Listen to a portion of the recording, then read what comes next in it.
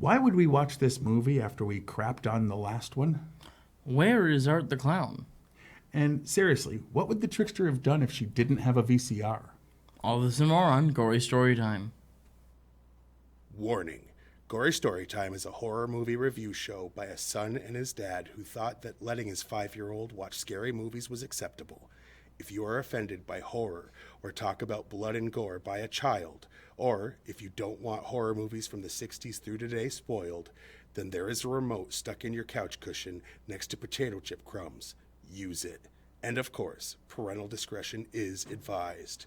Why? You didn't use any. Shut up and start the show.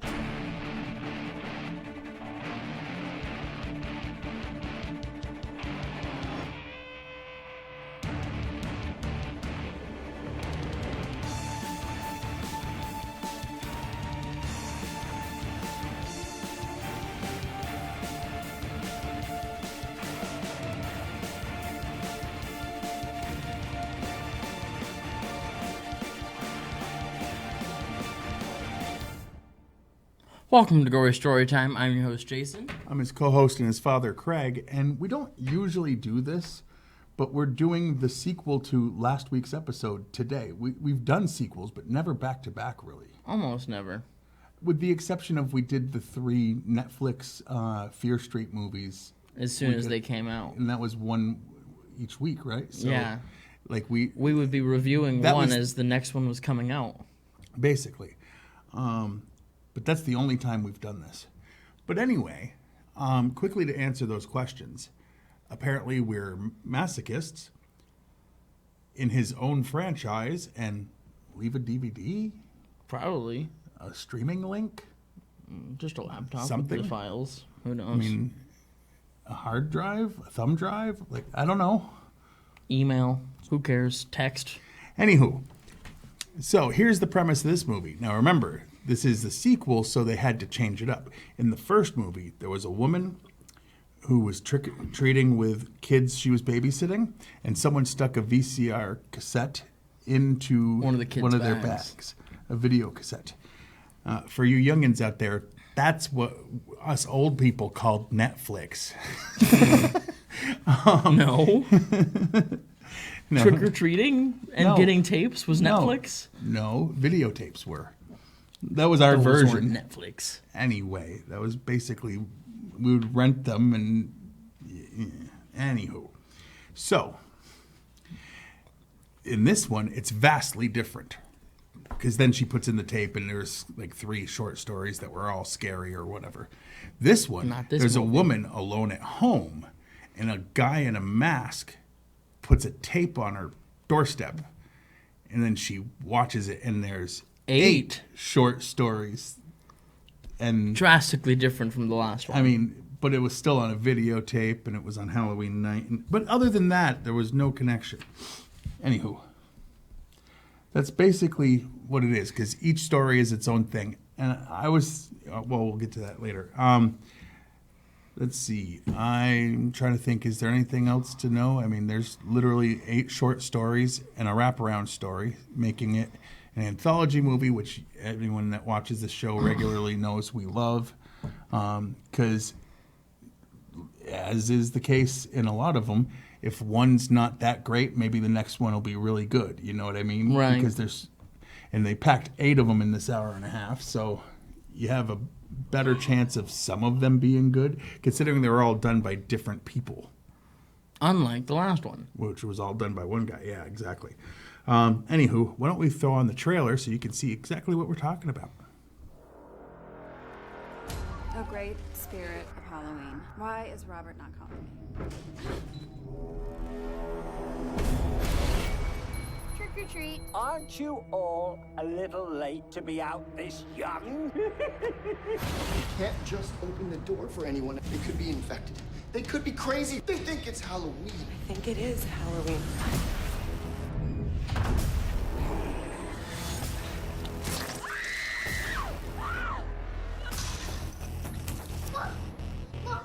Oh my god! Open the door. Right there, at the door!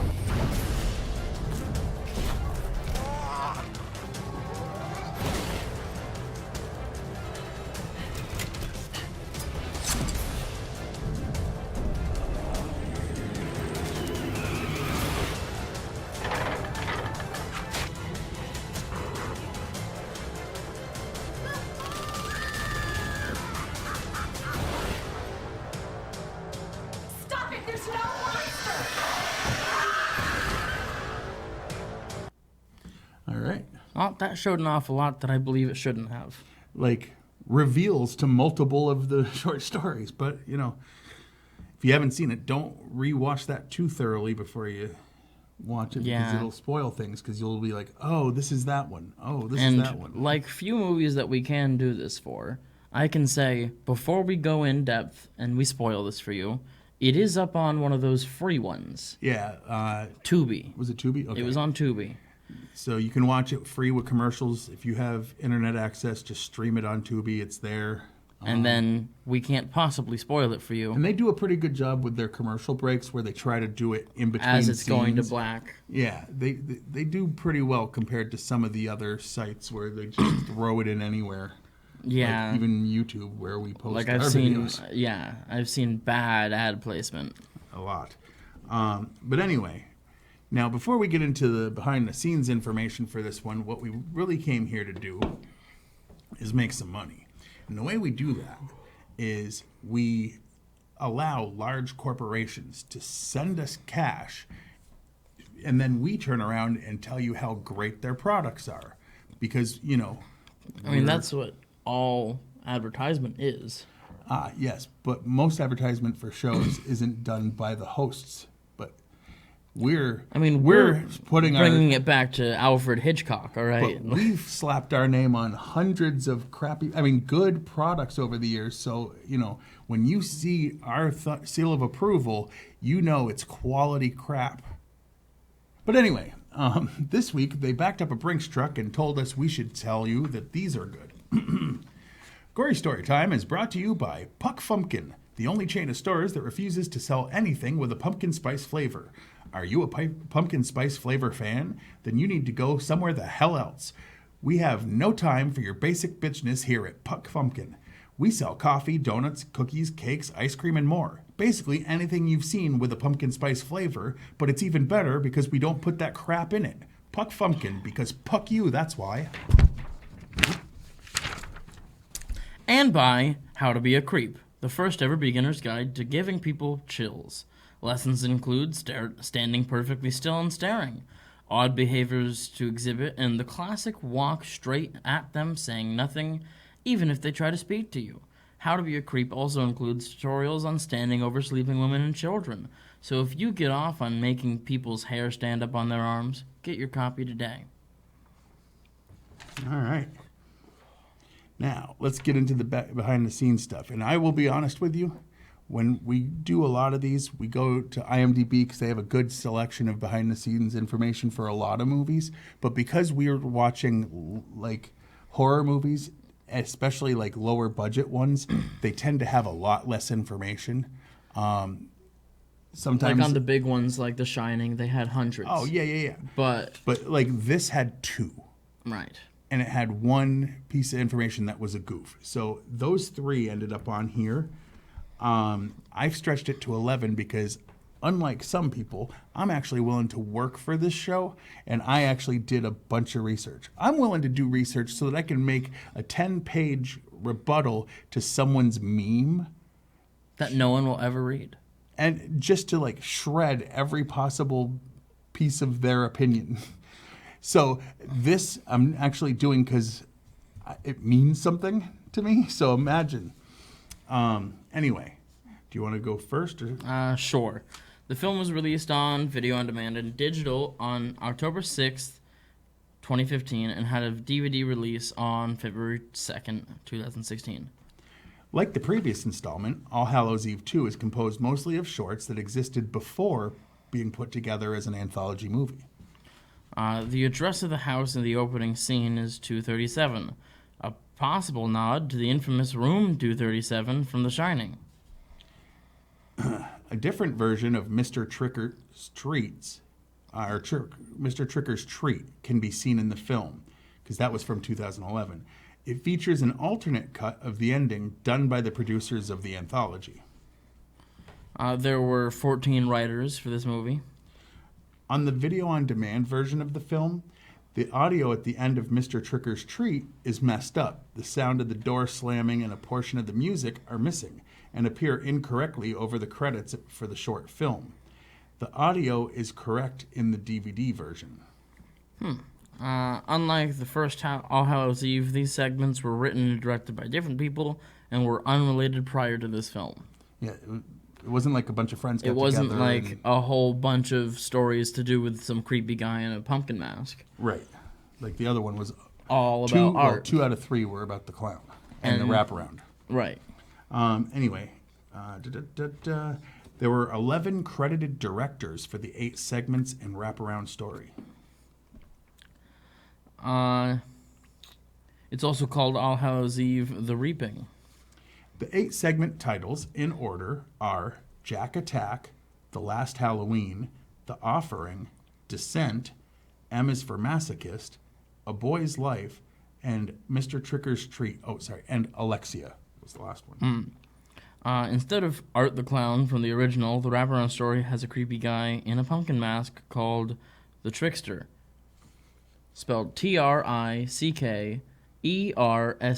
Or, well, no, not that way. I love that he's so smart. Yes. Anyway, so there we go. That's everything that is to be learned on the internet about that movie. Basically. It's more information than you learn watching the movie.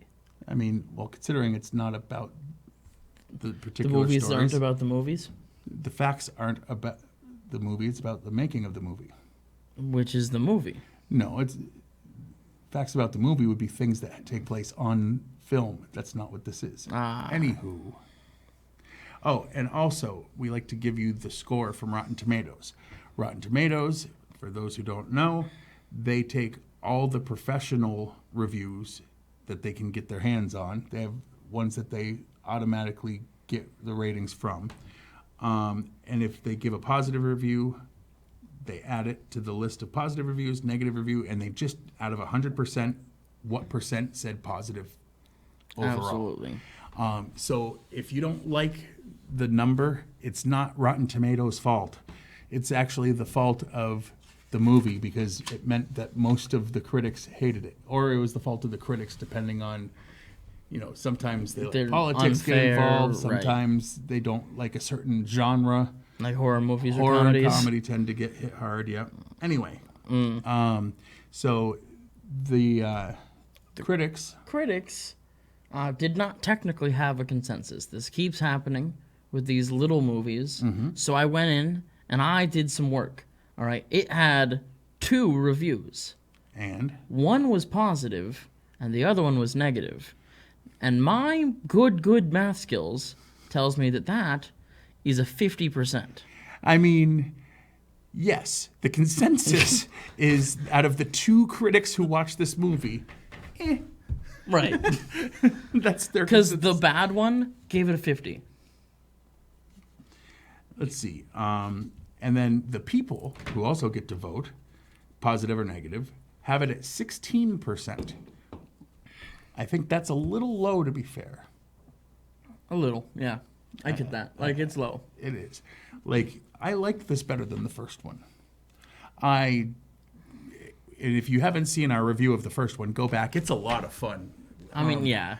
I have friends that watch and, they like to message me and, voicemails. Oh my God, I can't believe it. I'm laughing so hard. You guys, so I like hearing that. Because that is part of the show is the humor. That's why we have those real commercials that actually exist. Humor.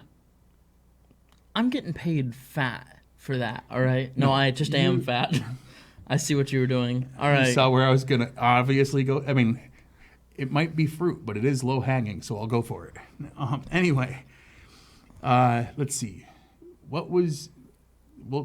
Instead of doing least favorite thing and most favorite thing, what segment was your least favorite? Well, just because earlier when we were going through everything to try finding out the stuff about this movie, I didn't even remember that it existed. I can't even think of the name of it. The Offering? Where the guy and his son are driving to somewhere a creature to give it a pile of meat that they forgot at home. Yeah. I mean... And then it's over after they get there and don't give the thing the meat? Yeah, it's very... Forgettable. It's short, it's quick, it's to the lack of point. Yeah. Like, they don't give a lot of information, which is okay. Like, I get what they were going for. The problem is, at the end, you should have had at least More? Yeah. Like, I think it was the it ending of that one insinuated that bothered like, me. Oh, I know what someone happened at got the eaten, end. right? Right. I'm trying not to do that to people that haven't seen it. Okay, well, You can't say spoiler watch alert it afterwards. Anyway, my least favorite is the wraparound because it was a poor, pale ripoff of the wraparound from the first one. And as much you as I didn't even care for the wraparound of that one. As much as I talked crap about the first one, like, don't rip off that. It wasn't good. Yeah, well, Like, that was my least favorite thing. What was your favorite of the segments? it was kind of a toss-up for me, so I'm going to go with the one I don't think you're going with, which is it called Descent? The one with the woman that found her friend, Okay. right? And then she ends up, like, locked in an elevator, and there's a So- lot going on in this one. In that one, a woman goes to her friend's house and has to hide because she finds out that she finds her friend dead, and there was someone in the apartment that was then trying to get kind of romantic with her. It looked like it was creepy. Yeah. And she hid, and weeks later she was stuck in an elevator, and she realized who the guy was, and it was The guy, right. Yeah, it was a pretty good, and that's not the twist. So, like, we're not. That's Like, she ends up stuck on an elevator with the guy that she watched, like, mess with her friend's corpse. but she does not want that guy to figure out who she is or that she was Right. there. All right, mine, boy, it's kind of a toss-up. I'm not sure if I was going to say Boy's Life or M is for Masochist, but I'm going to go with the Masochist one. Yeah. There's a carnival, and they're like, hey, this person is a masochist, loves to be tortured. Step on up, pay, and, like, throw knives at him and, like, try to hit him. It's like the goal is to cause him pain. He likes it, don't worry. Yeah, and he's got, like, a mask over his mouth, and the third kid to step up or whatever, I think it was the third one, realizes that it was his abusive father, and he was able to get revenge because they pulled the mask off, and he's, like, begging, please don't do it, it hurts, oh, please. And he got to harm his father by throwing sharp objects at him and things. Yeah. I know that kind of gives it away, but it doesn't really matter that it gives it wasn't away. really It was a like twist. a 2-minute. Yeah, it was like the shortest one, but it was really cool because I like the idea of abusive parents getting their comeuppance. Especially at the hands of the child. Instead of being hoisted upon their own petard, he was hoisted upon a spinning background that you get knives thrown at. Yeah. Oh, yeah. I was cool with that. Oh, yeah. All right, on a scale of 1 to 10, 1 being Maniac. Right. From what, 82? 84. Early 80s. 10 being like Exorcist level high quality. Where would you put this? I mean, it's certainly closer to the Maniac side of things than the Shining side of things. Well, Or here's the the Exorcist thing. side of things. You gave the first one a 5. I think that this is like... I'm gonna go with a 6. I gave the last one, 2? Yes. Well, I'm giving this one a 5, which is a bump of 3 whole points. I will say, it's hit or miss with a couple of the stories. There's a couple that I was like, eh. But the first story was pretty good. I liked Jack Attack. I liked Descent. I liked M is for Masochist. And I liked A Boy's Life. I didn't like the twist on Mr. Tricker's Treat. I didn't like Alexia being in Spanish without subtitles and just... With no explanation as to why suddenly one of them was just in Spanish. Right. The Offering was kind of weak. The Last Halloween was I liked okay. The Last Halloween. Like, it was okay, but like... if it wasn't for the bad special effects, That I might think have that helped. might have been the best one. But I would say, so there's only two that I would really call bad, and then two that could have been better if they, like the ending of Mr. Tricker's Treat. I don't know what Could have been way better. I don't know what the original ending was, but they changed it for this. Was one of the facts. Maybe I should try to find the alternate ending. Yeah, just so I could see how it originally was, because I didn't care for the ending of this one. It was too on the nose, unrealistic, because it was out bright sunny day. Like, what happens out in a public area in the bright sun doesn't seem as likely to happen. Be hidden way. As what was going on in the basement. Right, where it's it made sense. He's in his house alone. Nobody's going to see him, but out on his front lawn, really? That's exactly. So, I mean, it's definitely better than the first one, but it's nowhere near as good as the spin-off from the first one. Definitely not. But this is unrelated as far as writers, directors, or anything, so there's that. I don't even think it's the same production company. I mean, it's whoever had the rights to the name All Hallows Eve, but apparently they didn't have the rights to Art the Clown because they threw that thing in there, and it just... And they didn't even, end the wraparound story. I mean, they were just like, oh, the shorts are done? And then he came out just like the last one and killed her. There was more in the last one. Well, because it didn't just come out and kill her. Because there was more in the last one, but you spoiled that too. Anyway, anything else you really want to say about this one? I mean, I would say definitely if you liked the first one, I think this one's actually better. Just go into it knowing that it's not related to Art the Clown character. If you want to sit down... And if you want to watch Art the Clown, watch Terrifier. Terrifier, and then probably in October, Terrifier 2. Yeah, don't be surprised when in October we bring you our review of Terrifier 2, because we've now done everything in its universe, quote unquote, even though this doesn't really feel like it is, but it's part 2, so it technically is. But yeah. That's about all I can say is definitely watch it. And then, of course, you can always throw up the stuff on the side there, and we can do that. Yes. That. You can go to Fact TV channel 1076, Thursdays at 8:30 p.m. and Fridays at 7 p.m. You can like us on Facebook. And when I say us, I mean like Gory Storytime. Yes. We're over 700 likes on that page. Fact TV. You can even watch it stream live on Fact TV. They're probably streaming this now, see? And if you're watching this on YouTube, that wave still applies. Because you're still watching. Yeah. And anyone that watches is the bomb. I mean, basically, yeah. You can go to factdate.com. You can. They have a whole lot of the episodes of this. They have a whole bunch of other entertainment.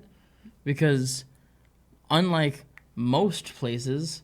A lot of these little community TV channels tend to be like billboards with music playing, where it's like, oh, on Saturday this, and every once in a while it'll be like a school board meeting, which they do the school board meetings. Don't get me wrong, like if you want that information, they have it.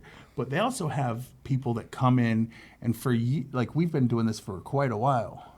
Like this makes what, year 8? You were 13, right, when we started? And you're 21, so for 8 years, over 8 years, we've been doing this show. And we've seen shows come and go, but we've seen shows that have had just as much longevity, and some that didn't end until the creators passed on, unfortunately, So, there's a lot of content that's being made in the Southern Vermont area for this specific station, and it's kind of cool. A lot of cool people. Yeah, absolutely. There's music videos, all sorts of good stuff. Anyway, you can follow me on Twitter. I'm at Craig Jakes, all one word, all lowercase. I am at Jiggly Firm Brain.